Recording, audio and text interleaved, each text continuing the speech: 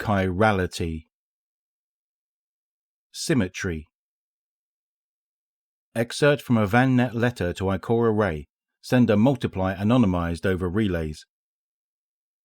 The symmetrists even still are viewed as something from the edges of society.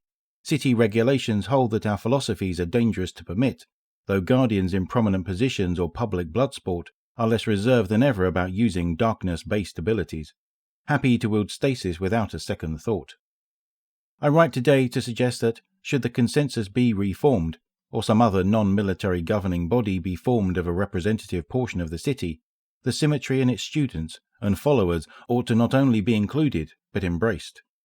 The Praxic Order may have their duty to combat darkness all they want, but basing political and military positions on the fever dreams of one warlock, yes, I speak here of the Pujari position, is misguided at best. Since when have dreams been acceptable testimony, save perhaps from the speaker?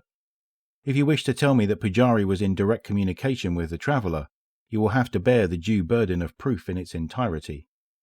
It is more than clear that the idea of darkness as a morally evil force without room for compromise is hopelessly outdated, and policy must be revised.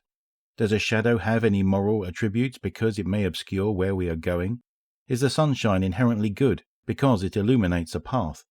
They are both required to delineate one from the other, and even if they did carry intention, if the blotting out of the sun every night was an act of unspeakable evil, such concepts as good and evil are still defined by the relationship to each other. What is evil? It is not good. Light and darkness, the paracausal forces known to the traveller and the witness, these are not as simple to define as sun and shadow, but an understanding of darkness is required no matter if one chooses to remain immersed in light or balance both. Refusal to accept that understanding will forever render the truth unclear. If light ever truly defeated darkness, that defeat will be our fate too.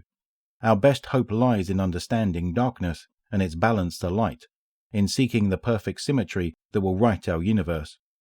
Perhaps you'll read this as a cultish devotion to a deceased figurehead. Perhaps there is no convincing anyone that Ulan Tan was undoubtedly right.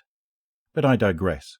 In purely practical, non-debatable matters, public attitudes towards darkness and its forces no longer match long-held city positions about the symmetry. I would see our theories and teachings be made publishable, our adherents welcome to the table where the end of all things is addressed. When you are ready to open further dialogue, signal the philosopher's message board. I am sure you are already monitoring.